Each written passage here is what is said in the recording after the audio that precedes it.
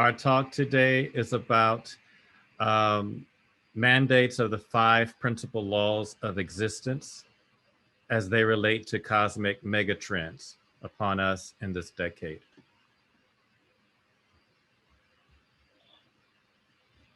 I hope that gives you a little bit of a sort of a segue off of what Brother Henry was talking about. This is actually a topic that was supposed to come forth a little over a month ago. And I decided to postpone the presentation specifically because there was an infiltration of very dark forces. So I'll start off by being just very, very real. I am attacked on a daily basis. I know that many of you are also experiencing multiple spiritual attacks. And this increase, this augmentation and acceleration of such attacks, you should understand why it occurs. And understanding why it occurs also, you are forewarned that with such understanding, you will instantly have increased responsibilities. So if you do not want to accept the responsibilities that go along with increased awareness, you should probably mute me at this point, because this is what is needed on this planet, this increase in responsibility, not running away from responsibility. If you are afraid to know the truths of what is happening on this planet and in this solar system, then you will not grow. You will remain in the kindergarten on this planet while you run around and flagellate yourself about being spiritual. As I said, this class and presentation today is for very serious people. Every one of you who has been invited here, I know that each of you is serious about awakening. I know that.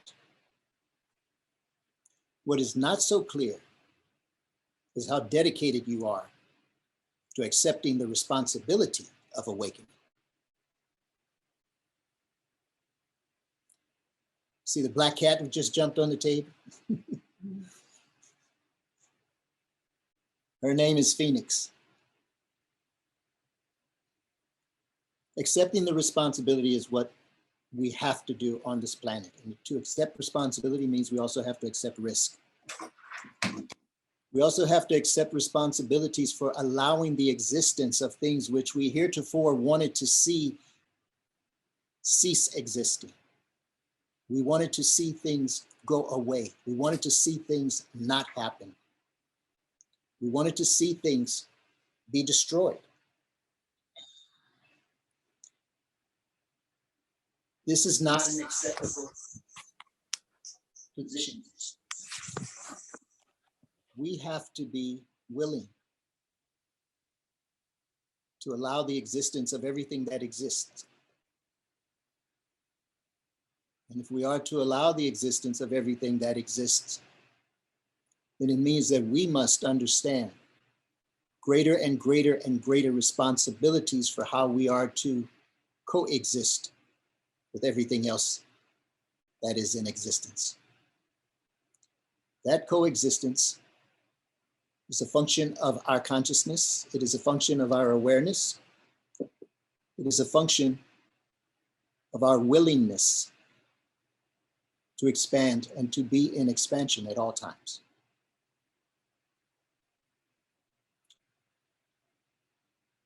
I'm looking across the screen here and almost everyone I'm recognizing. So for all of those I'm recognizing who have been in some mode of relating with me over these past months and years, You are aware of my insistence upon expansion over contraction.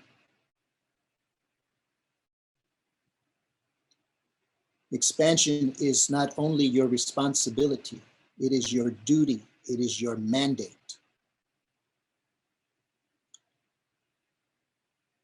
The increase in awareness, your journey of awakening, is in essence your commitment to attaining, maintaining, and sustaining, though not entertaining, expansion.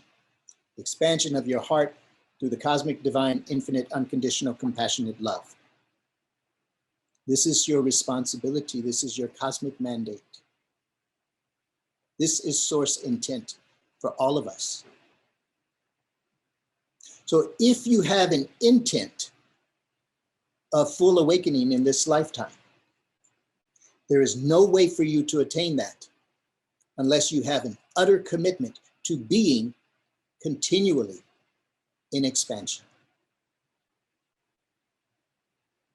Some of you, that's a relatively new term, and I think it'll become more clear as this evening unfolds.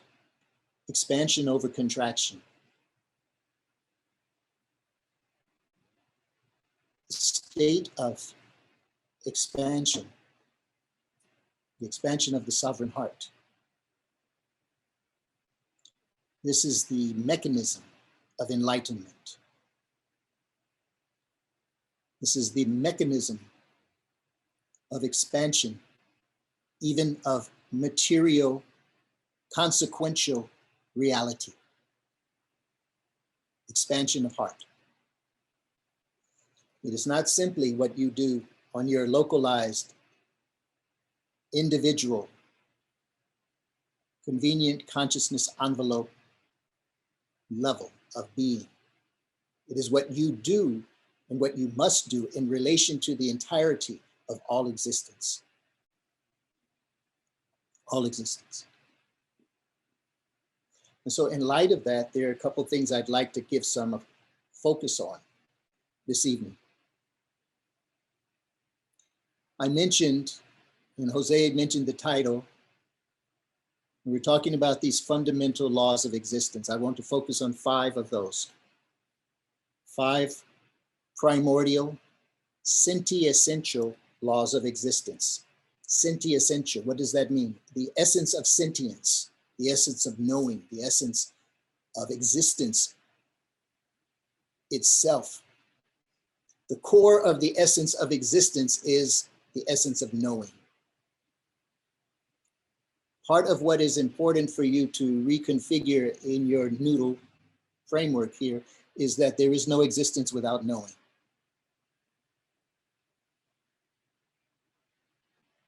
I will say that again. There is no existence without knowing.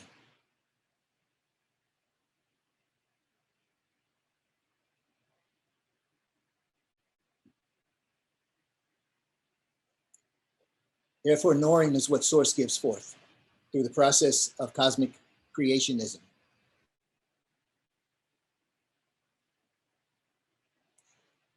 What obscures, what obfuscates, what inverts, what distorts the knowing is what gives rise to the senti-essential imperative of the cosmos which spawns creation.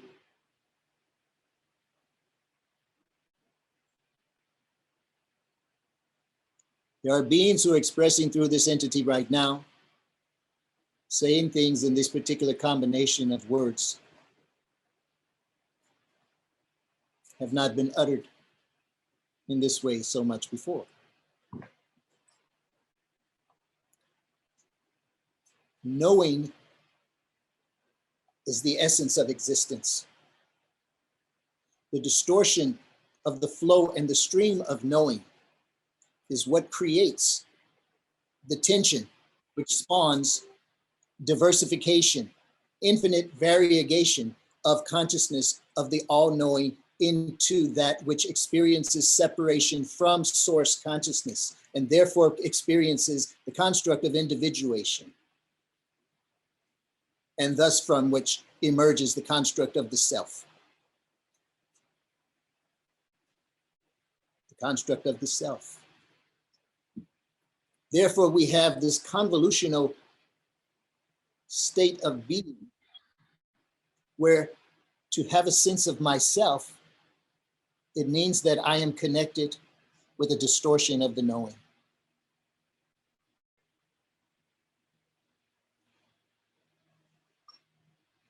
I will take that and I will relate it to these sentient-essential laws of existence.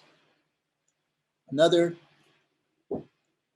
nice little trip on the merry-go-round I'd like to get into just a little bit, and it has to do with what I call the soul levels of evolution. And that's another layering of 5.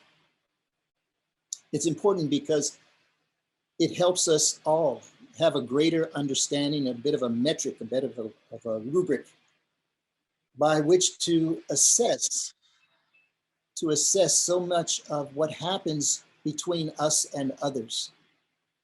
And in this world, especially of humanity that we're participating in, when we're trying to figure out why is it somebody just doesn't get me? Or why is it that we just can't relate with one another? Or why is it that someone that maybe you grew up with, even in your own family, where everything seems so homogeneous, but you may notice that there have been changes and fundamental changes perhaps in yourself that have taken you quite substantially in a different direction of understanding reality than that which has been their path. So that relates to, quite usually, differentials in soul evolutional levels. So I want to address that a little bit also. The third thing then is to lay out for you some things that I have mentioned to some of you already before. And that is what is happening to this solar system based on things all the way down to as local as you getting a shot of COVID vaccine in your arm, how it impacts on the solar system. So I will give you an unfoldment of that linkage. So in the context of these 3 arms, so to speak, we can talk about what this means for all of us, the kinds of things that are coming forth in this decade of transhumanism, this decade of globalization, this decade of the emergence of new metasentient beingness, this decade of awakening, and this decade of horrific catastrophes that we are embarking upon. Why we need to be serious, why we need to be dedicated in our practice, why we need to stop playing games, why we need to get out of kindergarten. It's time for us to grow up, folks. Why we need also to stop spending so much time trying to heal ourselves. That game is over. Take care of your responsibilities and you will heal. Flip the switch on that, because that is what I call the mega CAE approach. That is cheap ass excuses. All the little dramas, all the I can't, I don't know, and I don't understand. It's his fault, it's their fault. They won't help me, they won't support me, poor me, all of this kind of stuff. I have all of these problems and challenges, and I have all of this scarred past, and I haven't healed my inner child. That's kindergarten stuff. You need to put that aside.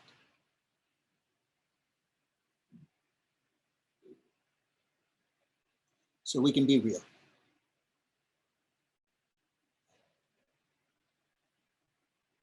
Did I sound tough? We have a lot to do on this planet. Our responsibilities have never been higher than they are at this moment. And what we are doing on this planet actually helps deterministically for many, many, many dimensions of evolution of this entire solar system itself. And I will get to that in a bit.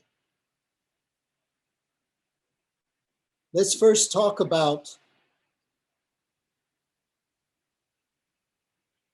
the 5 levels of the soul, okay? I reference a man by the name of Shepherd Hoodwin, S-H-E-P-H-E-R-D, Shepherd Hoodwin, H-O-O-D-W-I-N. Shepherd has a great website. He is an amazingly gifted master. He is a master channeler as well of other cosmic masters, one of which is a spirit collective by the name of Michael, not a singularity, but a collective consciousness by the name of Michael. And no, this is not Archangel Michael that so many people are fond of and swoon over. This is a consciousness collective by the name of Michael. And a lot of that channeled knowledge, ancient cosmic knowledge, relates to this paradigm of soul progression. We have many, many lifetimes of soul re-engineering, soul reincarnating, reinformating, etc. And there are various interpretations of that across the different systems. It is not time nor not necessarily worthwhile to get into the debate construct over a Vedic versus a Buddhic versus a Abrahamic or any other kind of spiritual construct about this notion of what is the soul. Suffice it to say that in a generalized sense, what we are talking about is the spirit cosmic essence, which then individuates into the expression of a self that undertakes a journey in this realm called life and has an intent of correcting the distortions in the knowing. Thus, I referred in the beginning that life itself, existence itself, is dependent upon a distortion in the knowing. So if you are to undertake this thing called life and this thing called your journey of awakening, your journey of realization, self-actualization, your journey of discovery, that it actually also relates to the continuum of your essence and not just your physicality, not just that part of you that exists in this CCE1, this convenient consciousness envelope, level 1, this knowing of yourself, the idea of who you are, your identity, the me, myself, and I person that I am. So when you lay down and breathe your final breaths, there is still a continuum. There is a continuity of consciousness.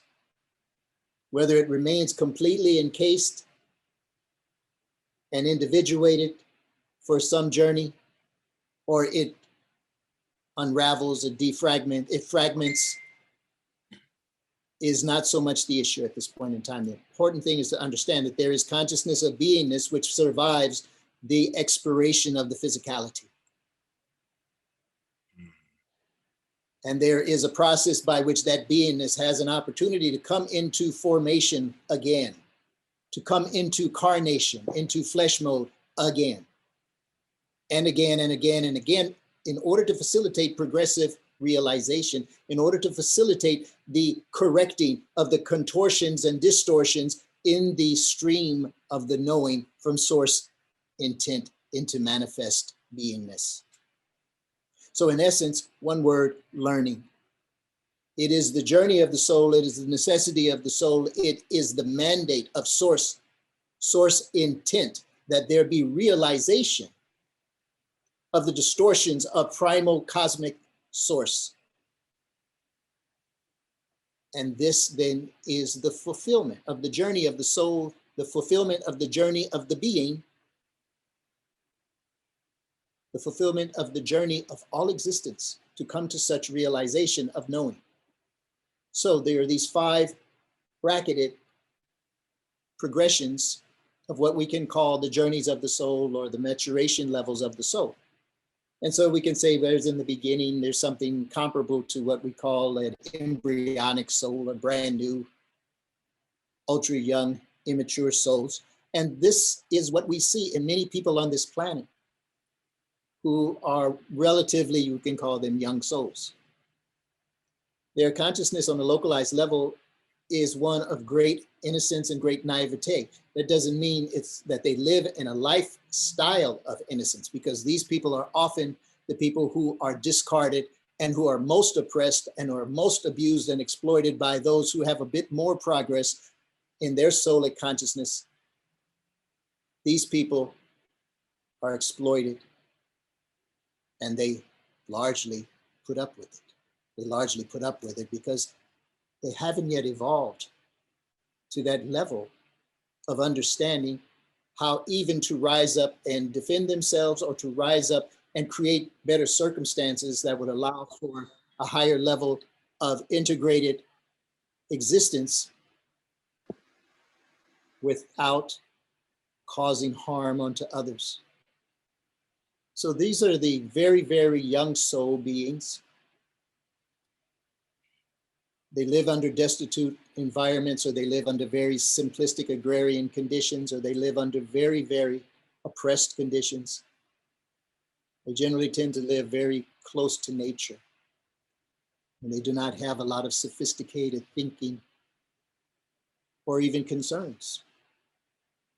And after many, many times of coming into formation, of incarnating, of informing, and going through these journeys of learning and the journeys of correcting the distortions in the knowing, there is a progression.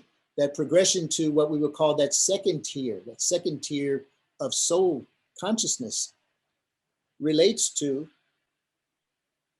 gathering experiences. So we can say that the first tier of soul consciousness relates primarily to coming into existence and how to survive existence, how to live, learn the rules of living, what food to eat, what not to eat, how to build shelter, how to maybe stay protected from some of the predators in the environment, how to recuperate from natural disasters, things of this sort. Not particularly sophisticated, but then there comes enough learning of that, and then there's the movement into that next stage, that second tier. That second tier then is principally directed at diversity of learning experiences and learning the internal responses to experiences. What this means is, well, first of all, this is the majority of the planet. This is the majority consciousness level on this planet. People are not particularly sophisticated. They're not particularly mature. But one thing they are particularly about is emotion and sensation and sensualism. Because the process of learning and learning how one is to interface with the environment, we're utilizing these biological senses, and we're utilizing what is the emergent culture that reaffirms biological senses. The hierarchy of the culture that reaffirms the primacy of biological senses is a culture that's based in sex, based in pleasure, based in happiness, sadness, anger, guilt, emotional states, and based in a continual variegation and variety presentation of things which affect the senses. This is why we can see the prevalence and the predominance and the degree to which the entertainment industry. That is why a planet that is based in presenting to its planetary population sensory stimulation, emotional agitation, the intensification of emotional experiences, the intensification of physicality experiences, the intensification of entertainment for entrainment of consciousness.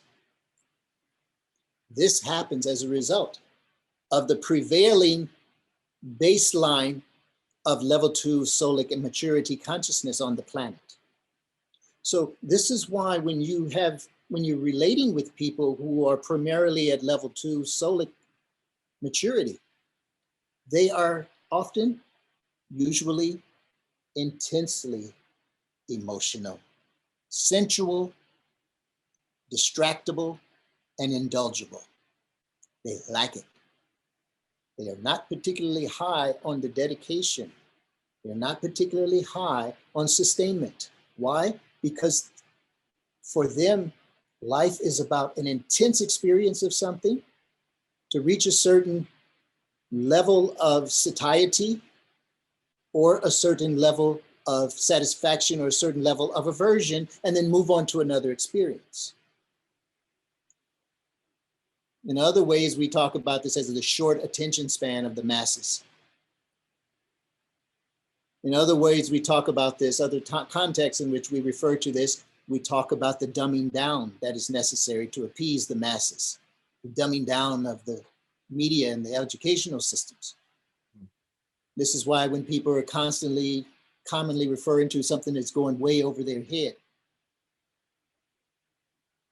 it's generally an indication that they have not evolved enough to be able to sustain a deepening of understanding, and especially a trajectory of extrapolation from cause to effect. So that's the majority of the planet. How long does one have to exist in order to move through that stage? Well, there are those who will say that's thousands of lifetimes.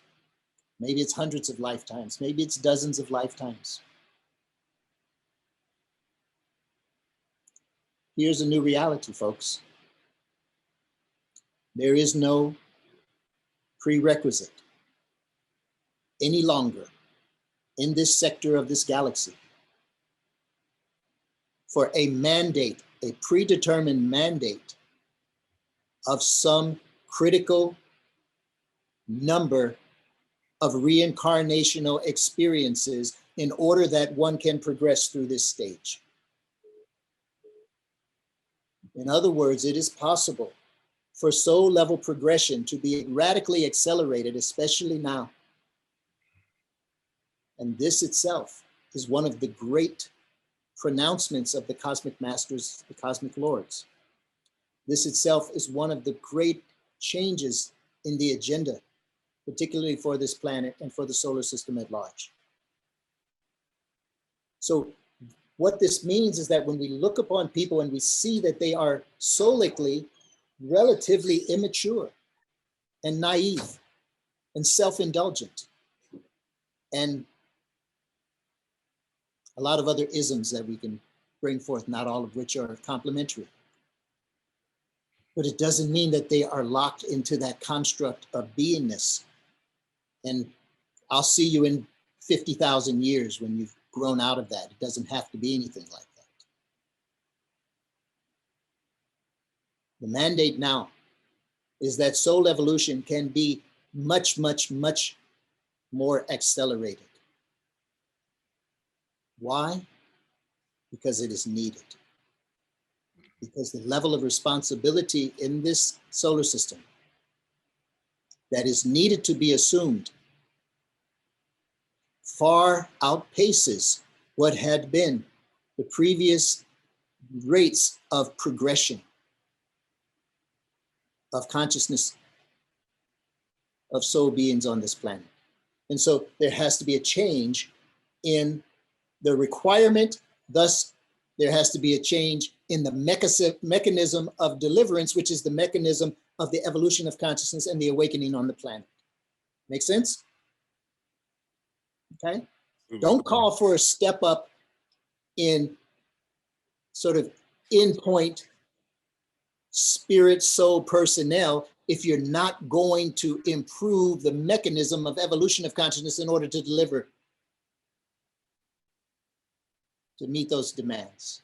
So when people in the New Age communities have been talking about this acceleration from the 3D into the 4D and into the 5D and things of this sort, that is partially accurate.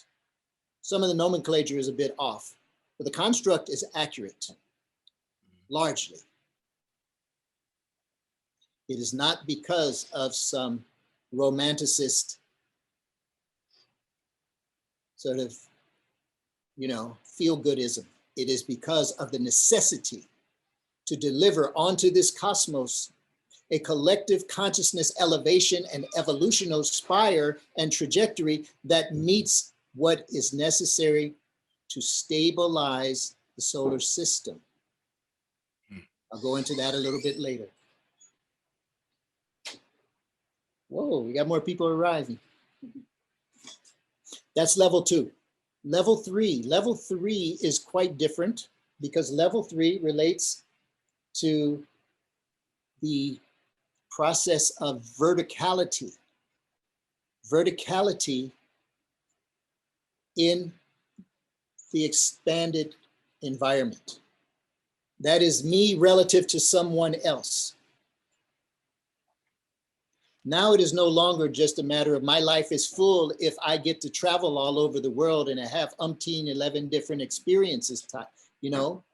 I'm high, I'm low, I'm up and I'm down, and I'm a Republican one year and a Democrat the other year. I'm a fascist one year and I'm a born again Christian another year, whatever it is. I'm gay, I'm straight, I'm inside out, I'm nowhere. That's a laterality of level 2 consciousness where it's just a variation of experiences, but it isn't necessarily cumulative. It's a splay. When you enter into level 3 solic maturity, level 3 solic maturity is the adding of the x-axis, so to speak, the added of verticality. In other words, something from something to something which is a bit better, to something which is better, something that is higher than that, something which is more important than that, something which is more valuable than that, something which is a higher goal, something which represents a higher level of achievement, something which represents even more status. So what we see that constitutes this 3rd tier has to do with status, has to do with comparative hierarchicization of a life of experience. And this is what we see characterizes people who are especially deep in, don't hide for me. So the thing about level 3 consciousness at soul level evolution is that status is important, achievement is important, aggrandizement is important, attaining goals is important. So this, when we look upon the population, when we can say a population has people who represent super achievers, okay? Whether they're achieving in the academic environment, in the financial sector, whether they're achieving in athletics, whatever it is, or multiple areas of their life. If that achievement drive is so powerful within them, they want to be the best. They have to be excellent. They have to get those degrees. They got to get a wall full of, paper and stuff like that to reflect their status. They got to get a ginormous bank account.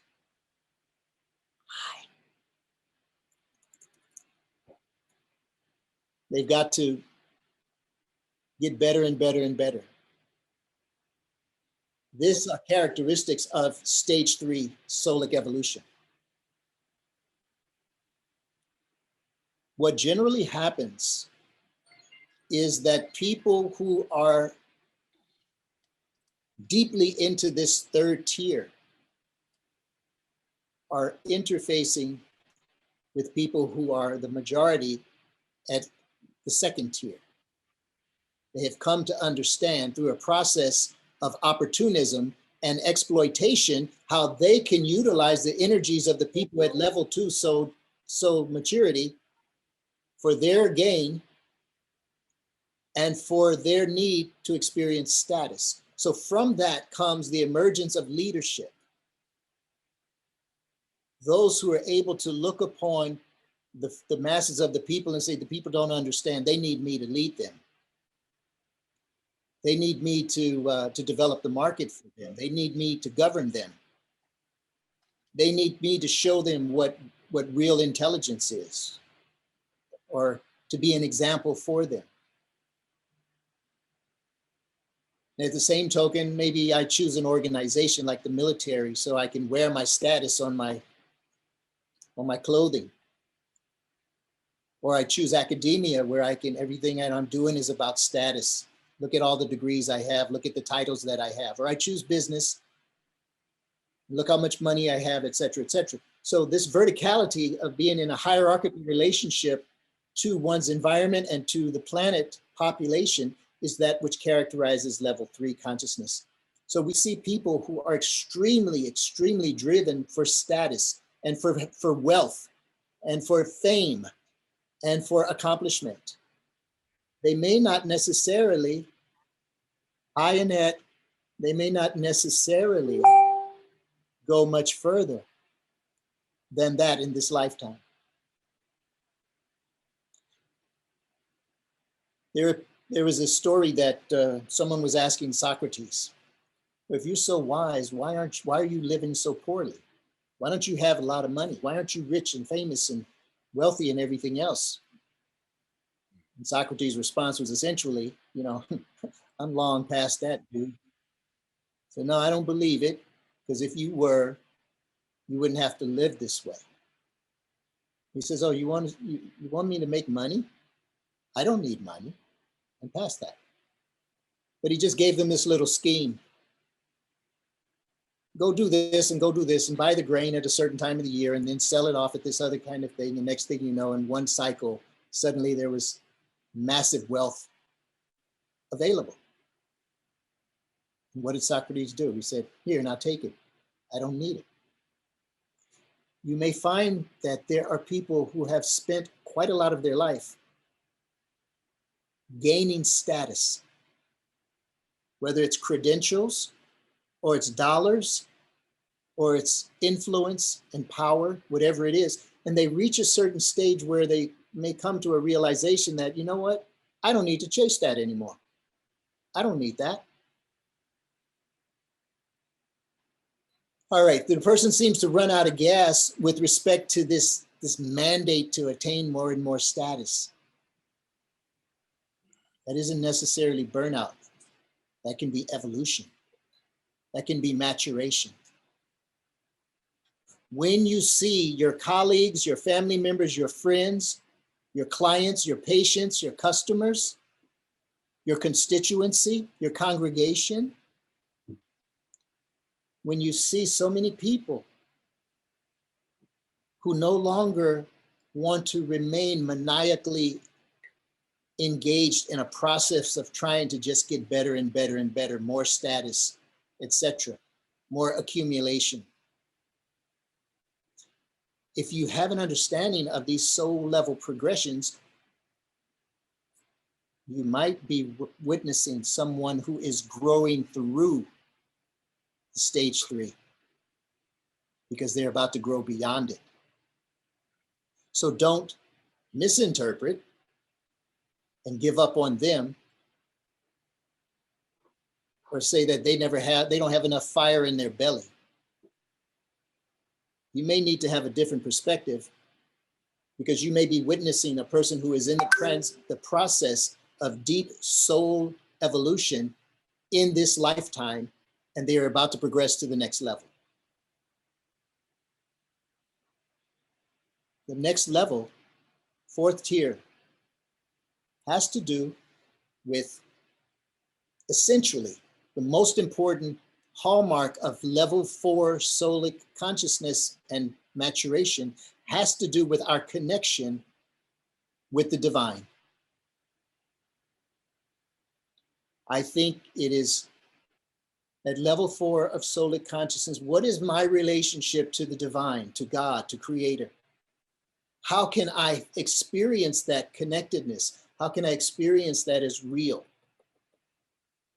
That's more important than all the degrees I got. That's more important than all of the money I ever made. It's more important than all the sex I ever had. It's more important than whatever fame, fortune, power, influence, anything else. It begins to become central to one's consciousness and the drive for realization in one's life, not simply a theoretical realization, a real connection, a living connection of one's relationship to God, to the divine. You see? So this is moving through level 3 and into this level 4 tier. Now, a lot of people may get misguided in this process because they may find themselves slotted in what is primarily a religious institutional construct. And for many people, that is fine, that is sufficient, and it serves their needs. For many other people, it is not. It's not, because any institution has its own internal constrictions and constraints and distortional dynamics. So if one emerges into that stage, that phase 4, and finds that within a religious environment, wonderful, wonderful. It's just unfortunate that the majority of the planet who is operating at stage 4 does not find that. They do not find that. And it sets off a journey, but that's okay. That's okay. That's certainly an upper level of consciousness maturation. And it sets one on that journey for that kind of connection. And the good thing about that kind of connection is that what we're trying to do is we're trying to employ and deploy understandings that God, that Creator, wants us, as we understand, to live by and be able to share this planet with others in accordance with that understanding.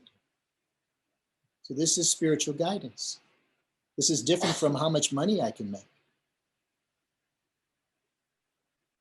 Most of the televangelists and other religious leaders on this planet, however, are not level 4 beings. They are level 3 beings exploiting level 2 beings in the name of God and their religion and their power structures and their fame and their addictions. So what often happens is people who are genuinely level 4 consciousness, who go into these spiritual environments, these religious environments, these enclaves and these groups, and they find a lot of shortcomings. They may find a lot of hypocrisy. They may find a lot of it ain't happening here kind of moments. You may find that the leadership is really more concerned with those other kind of level 3 issues than they are about truly representing a linkage of the knowing and the feeling, the living and the being in connection with the divine.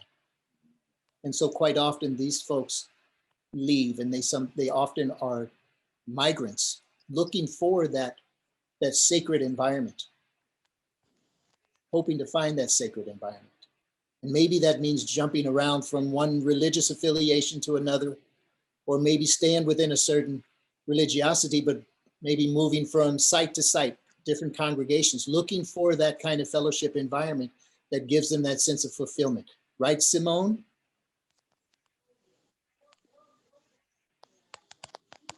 Yes, she's nodding her head. So looking for that, because we ain't getting it from our so-called religious leaders most of the time, because they'd rather be super successful with multi-million-dollar mansions and rolling around with bling bling than truly representing divine will and being able to live those principles rather than simply talk about them. And it's because they're not yet there.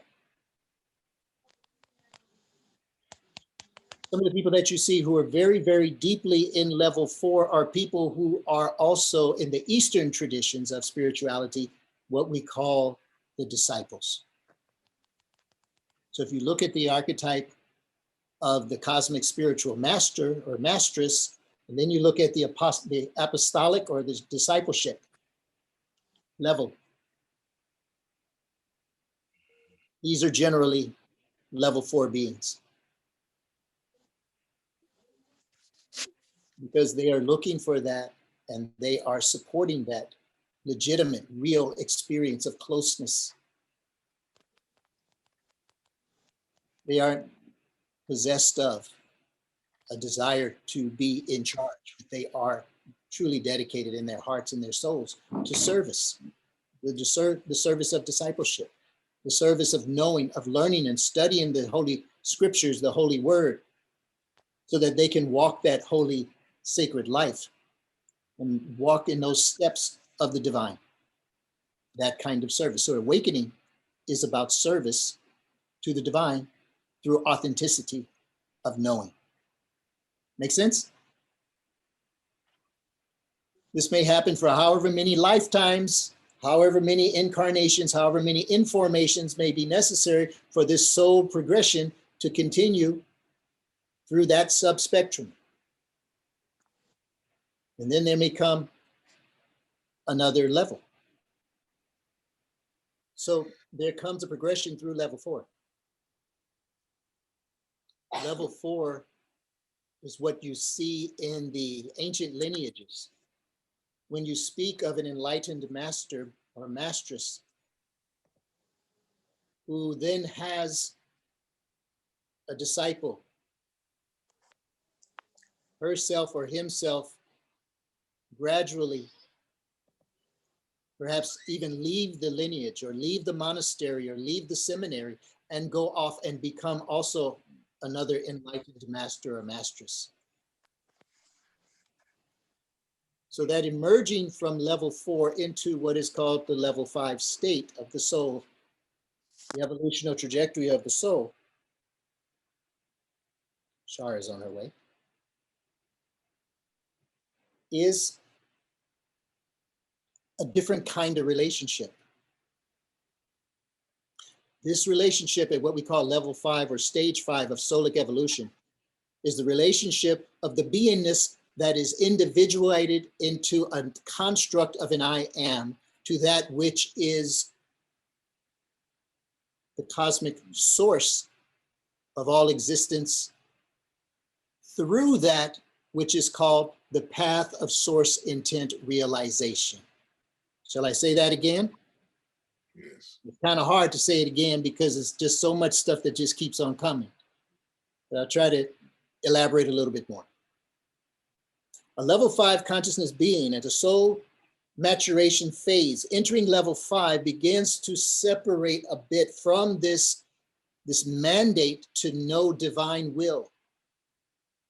And in service, that the fulfillment of the self comes through the service to the divine. This is still present, however, that is no longer sufficient. Because what emerges, that drives the transition to level 5 soulic consciousness and maturation is the intent to release the construct of the self, to release the so-called I am construct, to de-archetypize. In other words, the construct, the archetypal construct of the self itself begins to dissolve. That is the mandate of the existence of the being who is saying, what the hell, or who the hell, or what and why am I? And the nature, the existential nature of flow in this field of experience and this personalized, hello, this personalized envelope of experience, the knowing. It is the mandate to complete the correcting of the distortional streams in the knowing for the return to source intent realization. Therefore, this is why An hour and a half ago, I began by talking about the basis of all existence is knowing. The basis for identity and individuated existence is distortion of the knowing. Now the mandate is beyond that, even of my connection with God. Am I doing a good thing? Am I doing the right thing? Will God reward me? Will God punish me? It is yet even beyond that. And that is what we call the rectification, the fulfillment, the transmutation of the distortional streams into that which is the directness of source intent realization, i.e., what you can call cosmic oneness and enlightenment. Now at a level 5 soul, stage 5 soul, that is all that one exists for. In other words, one exists in order to dissolve oneself to return to source. It is no longer about how much sex you can have, how much happiness you can have, how much fulfillment you can have, how many people you can influence, whether they want to love you or hate you or remember you or forget you. It is not about those things. It is about realization. Source intent realization. The path to enlightenment. It has a construct, a paradigmal construct that one can relate to and identify with, and then hook into and use that as a set of guidelines for one in order to move forward into this phase. Yet it only gets you a tiny ways into that subspectrum of progression. Why?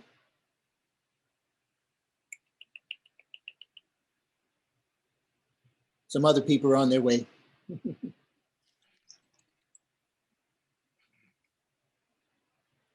Thanks, Joe. Always multitasking here. Why? It's important to know. That's why. It's important to know. It is always important to know. One of the things that characterizes a differentiation between level 4 consciousness and level 5 consciousness is that level 4 contains with it a mandate of something called faith. And level 5 consciousness transcends not the validity thereof, but the mandate therefore. The mandate that faith is essential as part of the overall calculus of one's organization of life and the directedness of one's pursuits in this thing called life. Make sense? You got to have faith in level 4. But if you're walking around with faith at level 5, you ain't never going to become enlightened. Make sense? I'll explain why a little bit more. I mean, I'm surrounded by all these people, but I keep looking at you guys in the camera. So they're wondering, like, is this dude, does he really want us here? You know, we don't even have an audience view of them. Yeah, Somebody right who's, there. oh, okay. Okay. But somebody has a, you have your camera, right? Is your camera still on? Yeah, Oh. it was making. Oh, okay. Anyway, there's a whole bunch of people here. I'm so honored. We have 16 people. We have 16 people here in the temple, plus the 30 plus of you guys. So this is really great.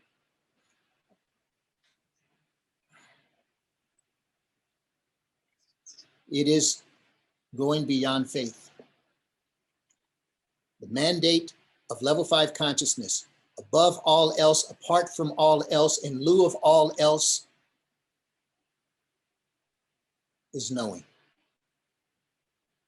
Knowing, realization.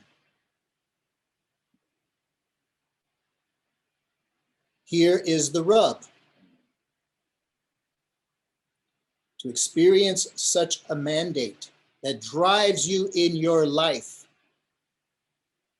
means that you will embark upon a journey that has you releasing everything else that you previously held in attachment. So Tamara, You know I'm talking to you. Okay? It means releasing everything else that you've ever held in attachment. It doesn't mean you don't renounce anything. You just release it. You release it. You release sentimentalism. You release your desires. You release that urge to feel good. You release your need to be happy. You release your need to be validated. You even release your need to be loved. You release all of that. You release your desire to be rewarded. You release some kind of agenda about being successful or even healthy. All of these constructs that have gotten you through however many hundreds or thousands or tens of thousands of lifetimes of experiences, all of that you must be willing to release. So who's willing to walk around without a fixation on feeling good? Who's willing to give up your need to be happy? Who's willing to give up your need to feel that you're right? How about righteousness? How about entitlement? How about being respected? How about being forgiven?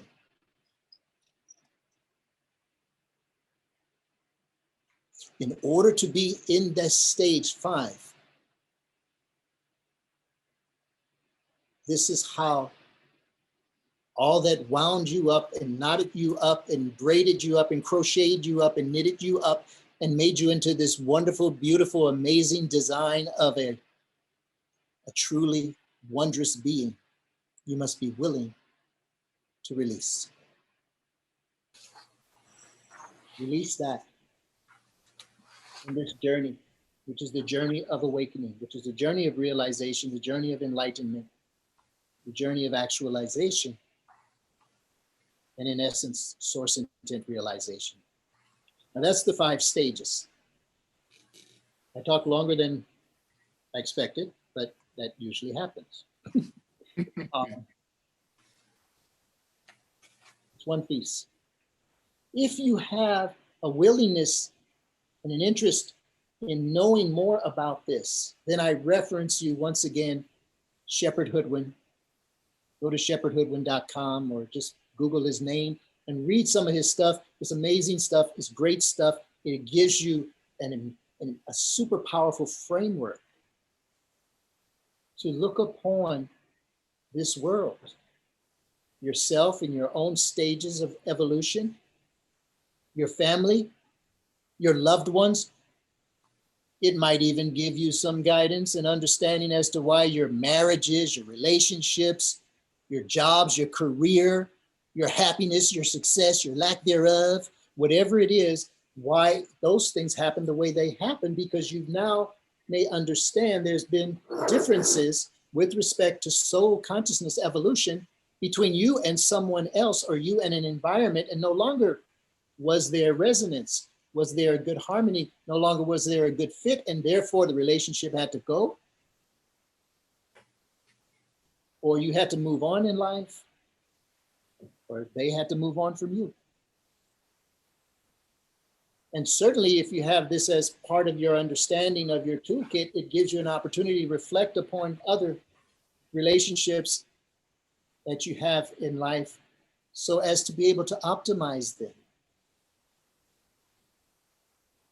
So as to be able to have a deeper understanding of why you were brought together with someone to spend time of your life with them. And even why, in some cases, your greatest adversaries and tormentors that you may have encountered in this lifetime, suddenly that relationship can take on a far greater, Brother Nolan, welcome,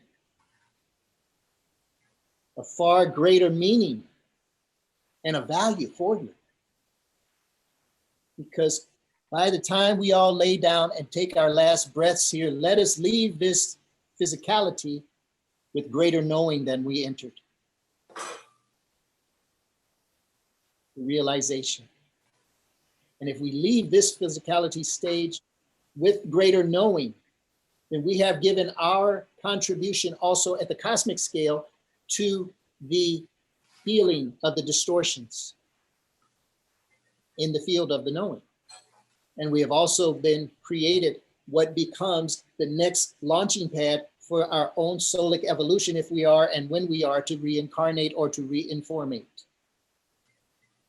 Because we will have left this phase on a higher note of realization and learning, thus we can move on to the next phase. Make sense? We're going into what I have delineated as the 5 most essential laws of existence. This is not something which has been extracted from some ancient texts, some holy book. This is what has been delivered directly.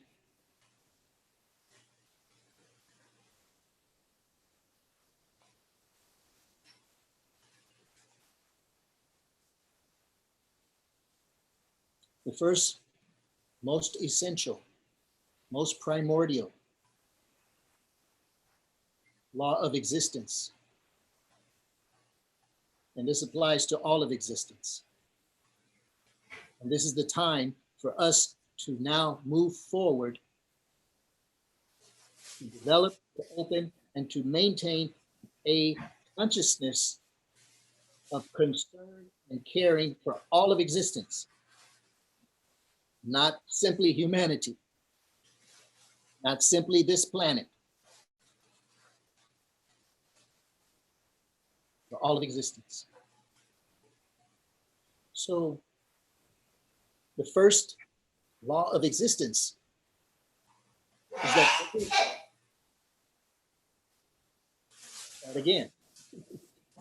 The first law of existence is that everything that exists has the right to exist.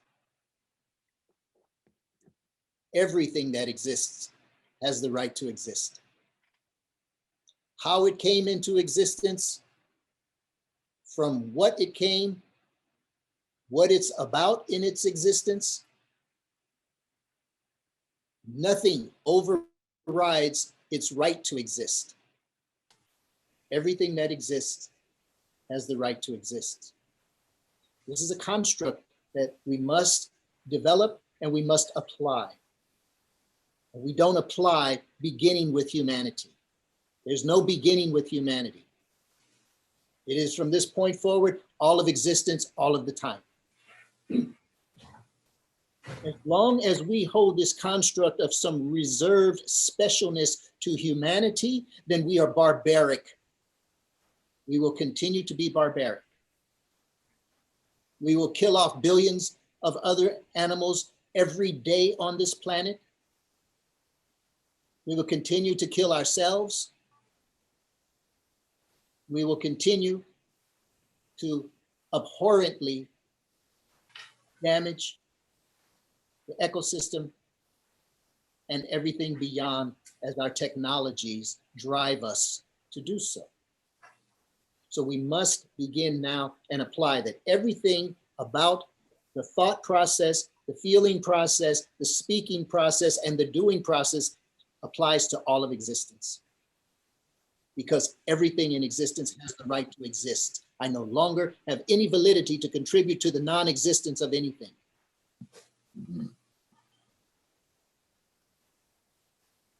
This is law number 1. Law number 2.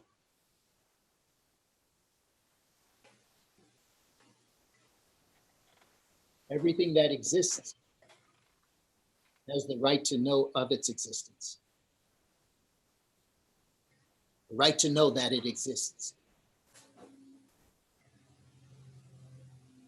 Now that might seem reasonable when you apply it to humanity. It might seem like a stretch if you're going to apply it to other members of the animal realm on this planet. Because we're just now getting to a point where we're recognizing and validating that other biologic animals are capable of thought, independent thought. not simply some collective instinctual field consciousness construct, which is incorrect. And now I'm speaking to the spiritual collective called Abraham, the teachings of Abraham. That no longer applies, that is inaccurate. Everything that exists in accordance with the second law of existence has the right to know it exists. And the right to know that it exists means it has the right for independent awareness. It has the right to come into some mode of realization that it is an it, that it exists. And therefore, for us to uphold some kind of perspective that something exists without sentience, without awareness of its existence, is ourself in violation of the cosmic law, which is the law of sovereignty. But we are in violation of that second law as we are projecting it onto something else that exists, because we are presupposing that it cannot be aware that it exists and it doesn't have consciousness. Think about what happens in this thing called science on this planet,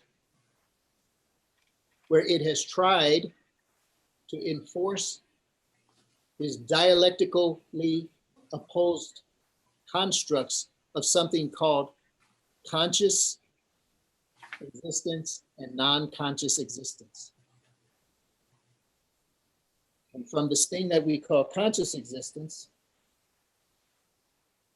I'm missing the Laker game tonight, oh well. From this thing called conscious existence, we can formulate our science and approaches to that. And this other stuff called non-consciousness existence, we just call it, those are just things. To make a shift in this perspective, that everything that exists has consciousness and is of consciousness and has the right to become aware that it exists. We shift the entirety of science, all interactions, all action and all interactions.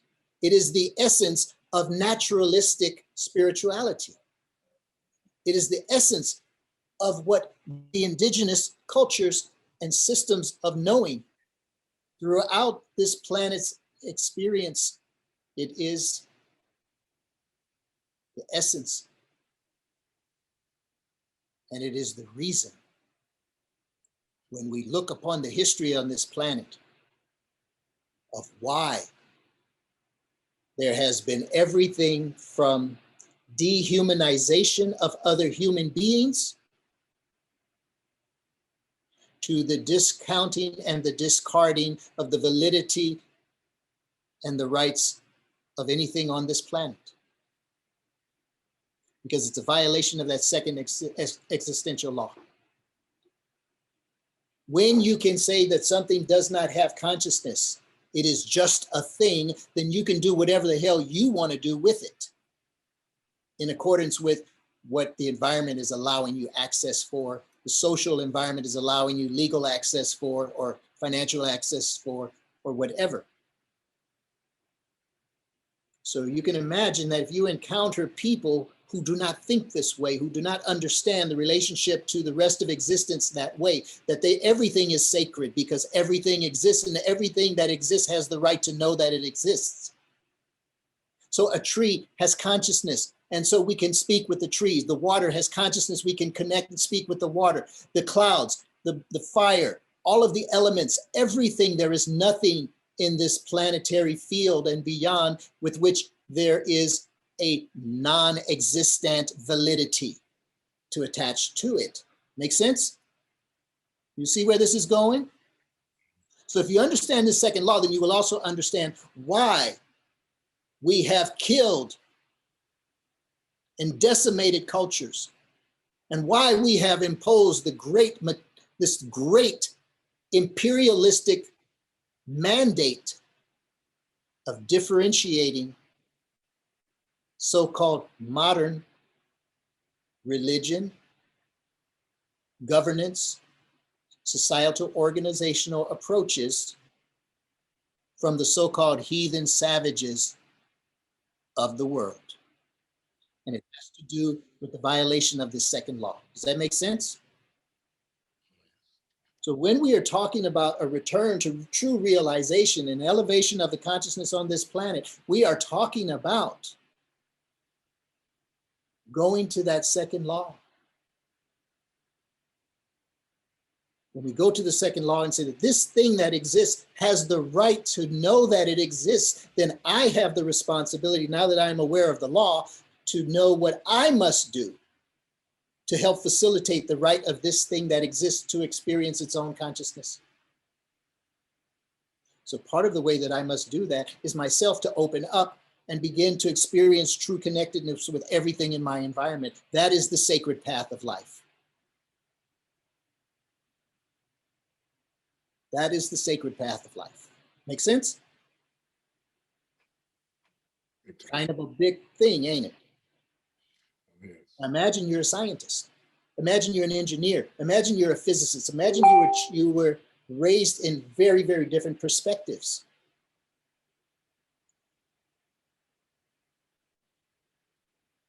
It starts to change all of those perspectives. And therefore, all of the systems which represent the superstructure based upon the foundations of those perspectives, you must call into question. The very laws of thermodynamics themselves are rooted in this kind of disruption and denial of that second law of existence.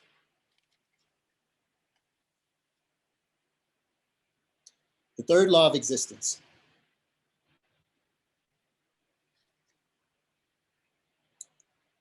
Everything that exists has the right to know how it came into existence. Everything that exists has the right to know how it came into existence. Its journey from source, in other words, into this field. Now that sounds really, really way out there, really nebulous. How are you going to talk about that in 3 minutes? Essentially, my challenge to you is how can you embrace law number 1, embrace law number 2, and then not embrace law number 3? You exist. Would you challenge that you have the right to know how you came into existence?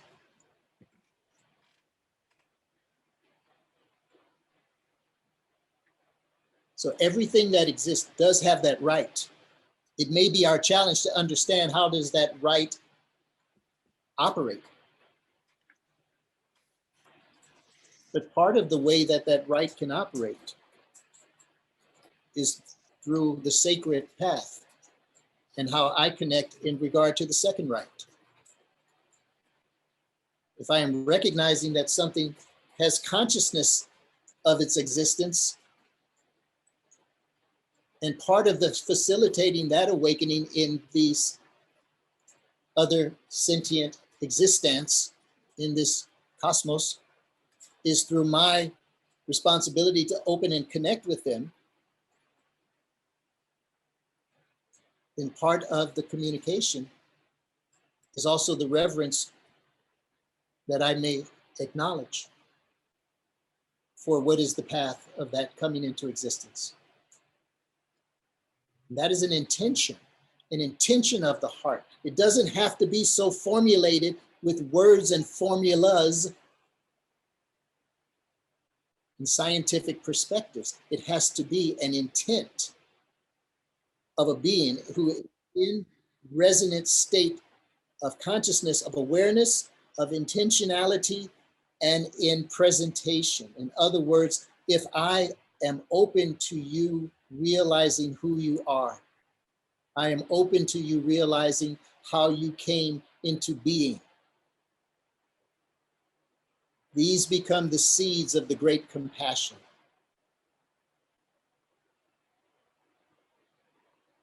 In many Native American traditions, many and most indigenous traditions around this planet, there is a deep understanding of that third law. And the actualizing that third law is actually the process of the engagement of the celebration with all of nature.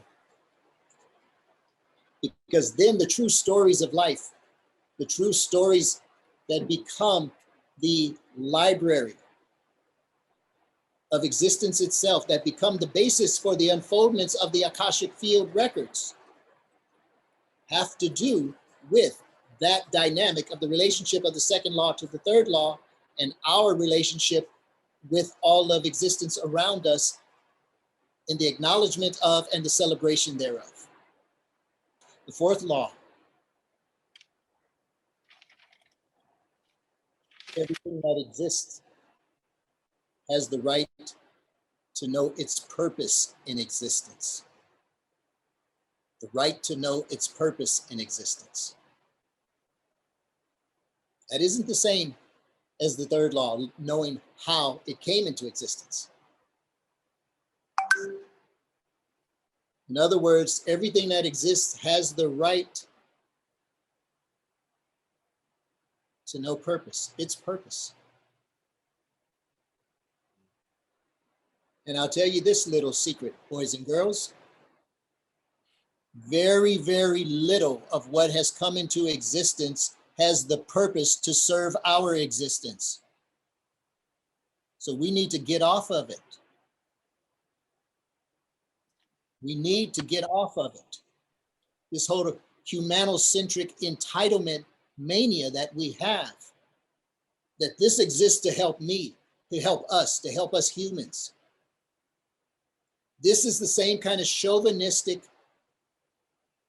tyrannical perspective that we extend to all of the animal kingdom, animal realm, to the plant realm, to the mineral realm, which gives us the sense of entitlement that it's all here for our benefit. That is a violation of the fourth law.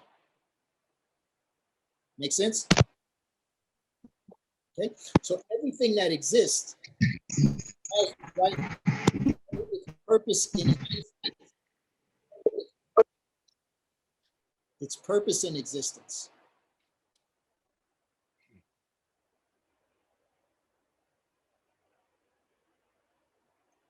And we have the responsibility to look upon everything that exists from a perspective that is beyond our personal interest. Our personal interest as humans. Now, if we do this and we apply this, this will take us on a trajectory that will become a point of critical decisioning. What is that critical decisioning? That is the point called the invitation for the release of entitlement consciousness. The invitation for the release of entitlement consciousness means you begin to look at the world and say, no longer will I claim that anything exists for my benefit. That's not its purpose in existence. We look upon cows, we kill billions, tens of billions of cattle a year for our benefit. We pollute the planet. All of the ecosystem we throw into this ravaging mania that we have to exploit it for our benefit. We alter laws, even our own spiritual and religious laws. We will subject those to a subversion and a seconding to the mandate that we must take care of ourselves first. This is how violation of law number 4 insinuates and distorts the consciousness of humanity to perpetuate exploitation and violation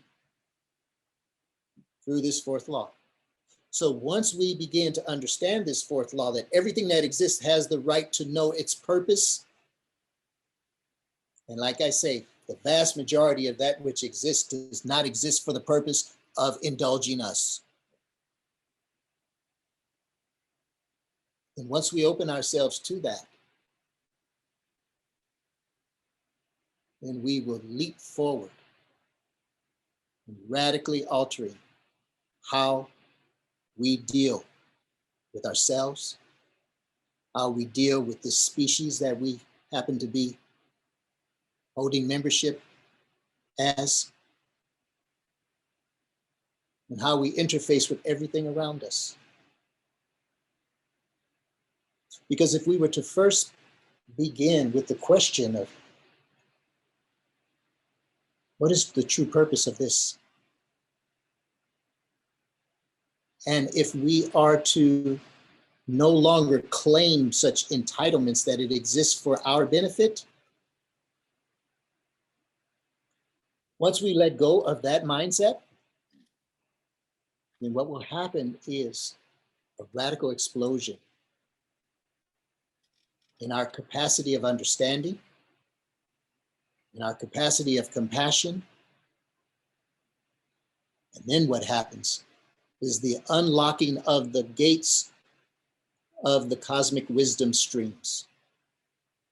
Because as soon as we release our attachment of entitlement, that something exists to serve us, to benefit us, that it has its own mandate, it has its own purpose, legitimacy, rights of existence that are beyond us, then it tells us then our service to the knowing is to understand it. And that is what releases the greater wisdom, because true wisdom is non-local. It's not limited to what are my experiences of me. The true wisdom is non-local because it is cosmic. It is that which comes from source. It is that which comes from the field. And then the field reveals, the field explains, the field delivers the understanding, the awakening, the knowing. And as such, the construct of the self, which was so contracted, begins to experience radical expansion. That expansion through the heart, that expansion through infinite, unconditional, compassionate love, because we are no longer hooked on our own masturbatory insistence of being pleased and validated for our existence. KDIUCL, Carlos Bright, Cosmic, Divine, Infinite, Unconditional, Compassionate Love. Thank you.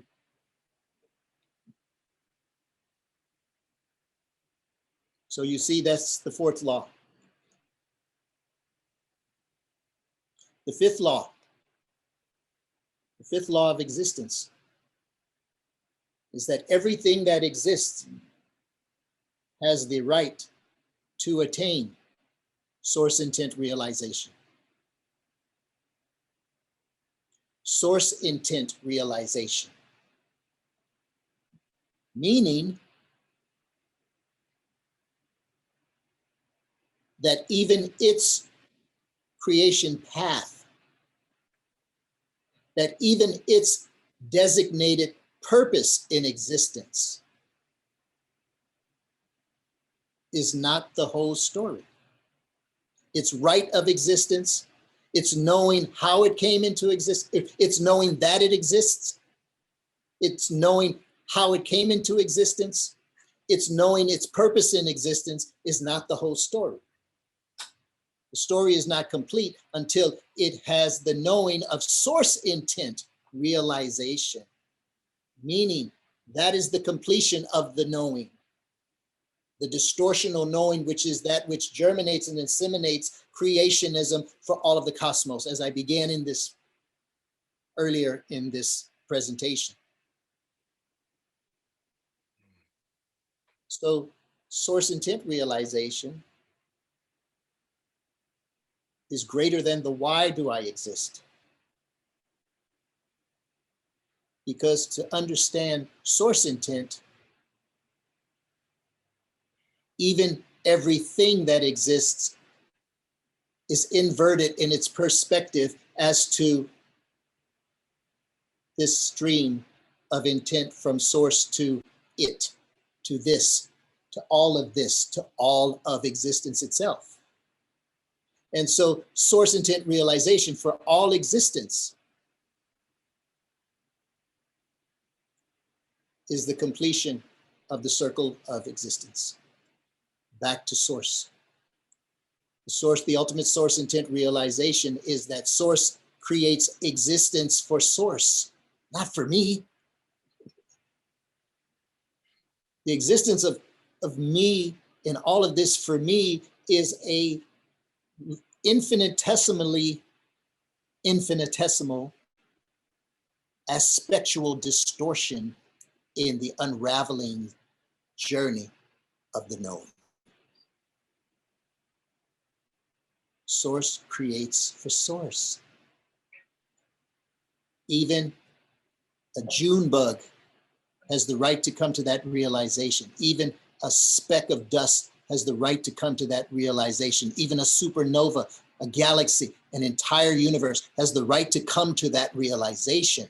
Source realization, source intent realization. By those who may want to cite the Vedic texts or the Buddhic texts or the Christian text or the Islamic texts or Zoroastrian, whatever it is, it's fine. Let them challenge. If you understand these laws, you will welcome their challenge. Because they may come at you with an intention of debate, and you will receive them with no entitlement. If you receive them with no entitlement, that means you have no entitlement to fight for your position. And if you have no position of fighting to defend your position, what will happen is you will be open to understand them.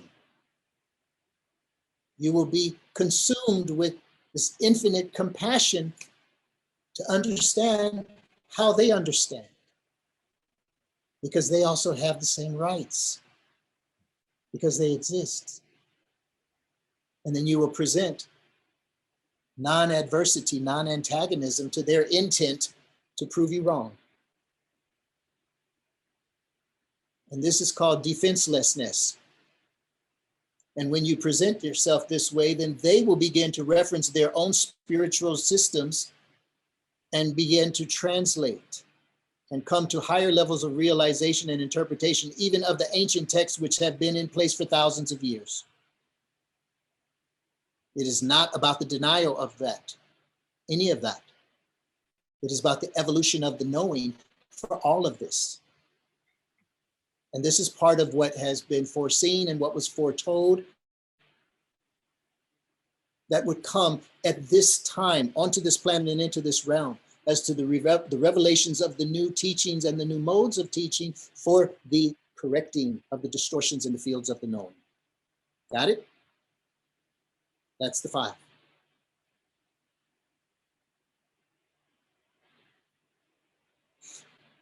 Now, if you take those 5 and you take the other 5 that we talked about, the 5 stages of the souls,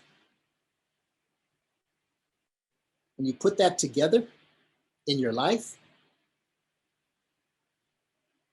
one of the things that will immediately you will have to let go of is your arrogance. You have to let go of your arrogance that accompanies your knowing something, or that accompanies your realizing something, that accompanies that your sense of, like, I'm smarter than him or her, I'm more spiritual than she is, I'm more authentic, any of that kind of stuff, you'll let go. Your politics that justify killing in the name of your God is bullshit. It will be immediately revealed and unveiled. Your politics about defending your flag, defending freedom, defending democracy, all of this will be revealed. It will be unveiled if you have the understanding of these laws. If you have the understanding of these stages of progression of consciousness, if you have the understanding of these existential, senti-essential dynamics, which is what constitutes the fields of the cosmos, and that which we call existence itself. When you have that deep in your heart and deep in your consciousness, and you walk with that kind of framework of understanding and knowingness, then you become an accelerator along the trajectory, along the learning curve of life, and along the trajectory of what is called enlightenment.